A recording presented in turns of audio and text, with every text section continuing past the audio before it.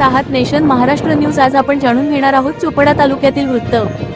हातेड खुर्द शिवारात गौण खनिज साठ्याचा मुद्दा चर्चेत, पंचनाम्यानंतरही कारवाईबाबत स्पष्टता नाही। अमळनेर लासूर रोडवरील चक्करबर्डी जवळील हातेड खुर्द शिवारातील एका शेतात 3 वर्षे भाडे तत्वावर चालवलेल्या एका खासगी कंपनीच्या जागेत मोठ्या प्रमाणावर गौण खनिज साठा आढळून आल्याची बाब समोर आली असून पंचनामा झाल्यानंतरही कारवाईबाबत अधिकृत माहिती उपलब्ध न झाल्याने विविध चर्चांना उधाण आले आहे। मिळालेल्या माहितीनुसार संबंधित ठिकाणी वाळू, खडी, दस्त, अर्धा तसेच पवना कच यांसारख्या गौण खनिजांचा साठा असल्याची नोंद महसूल विभागाच्या पंचनाम्यात करण्यात आली आहे। दिनांक 1 जून 2026 रोजी तलाठी, महसूल विभाग यांच्या उपस्थितीत पंचनामा करण्यात आल्याचे सांगण्यात येत आहे। दरम्यान वृत्तांकनासाठी पंचनाम्याची प्रत मागविण्यात आली असता ती तहसील कार्यालयातून उपलब्ध होईल अशी माहिती देण्यात आली। त्यानंतर संबंधित महसूल अधिकाऱ्यांशी संपर्क साधण्याचा प्रयत्न करण्यात आला, मात्र वृत्त प्रसिद्ध होईपर्यंत कारवाईचा तपशील, आकारण्यात आलेला दंड अथवा जप्तीची प्रक्रिया याबाबत कोणतीही अधिकृत माहिती उपलब्ध होऊ शकली नाही। पंचनामा झाल्यानंतर काही दिवस उलटूनही कारवाईबाबत स्पष्ट माहिती समोर न आल्याने नागरिकांमध्ये प्रश्न निर्माण होत आहेत।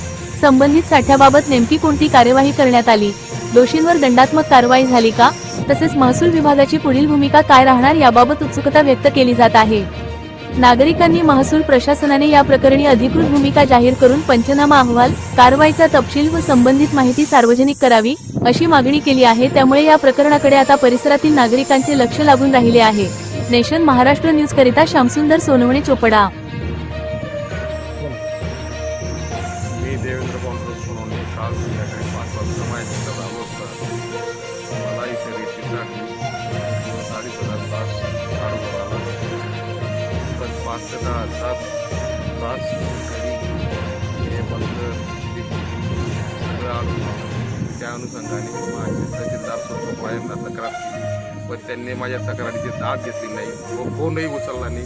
त्या अनुषंगाने मी परत प्रांत साहेबांना फोन केला, प्रांत साहेबांनी फोन उचलला, कलेक्टर साहेबांना फोन केला, कलेक्टर साहेबांनी पण लोकेशन मागितलं, त्याच्याप्रमाणे पुढे कारवाई सुरू झाली आहे। तहसीलदार साहेब हे कोणालाच भीत नाही आणि कोणालाच असं दाद घालत नाही, त्याच्यामुळे तालुक्यात फार घाण अवस्था आहे। कोणतेही वरिष्ठ अधिकारी इथपर्यंत पोहोचले नाही का? नाही, फक्त तलाठी हे आलेले आहेत कालपासून।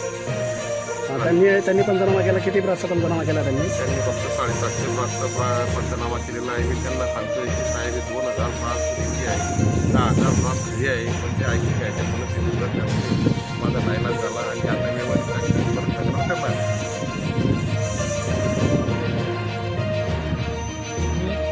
हातेड खुर्द तालुक्याच्या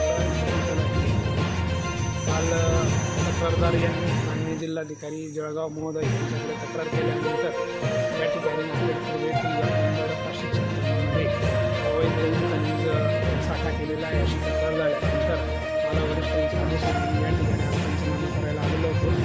यानुसार जे आपल्याला या ठिकाणी दिसत आहे सर्व गोष्टी गौण खनिज पंचनामा या ठिकाणी सादर केला। एकूण किती ब्रासचा पंचनामा केला आहे? या ठिकाणी वेगवेगळ्या गोष्टींचा, त्यामध्ये अर्धा इंची खडी आहे, 1.5 इंचीचं खडी आहे, दसचा ढीग आहे, त्यानंतर वाळू वेगळी आहे। वाळू नुसत्या वाळूचा किती पंचनामा केलेला आहे? तो आदमासे आपण 800 ब्रासचा पंचनामा या ठिकाणी केलेला। इथं जवळपास 2.5 ते 3,000 ब्रास आता समोर दिसते, त्याच्यानंतर फक्त एवढा कमी पंचनामा करण्यामागचं कारण काय? नाही, विषय असा आहे सर, आपण पंचनामा करणारे मी एक ग्रामीण स्तरावरचा अधिकारी आहे, पण माझ्याकडे टेक्निकल असं कोणतंच नॉलेज नाही। एक आपण आदमासे म्हणून हा पंचनामा केलेला आहे, यात टेक्निकली यात कमी जास्त येऊ शकते। मी स्वप्नील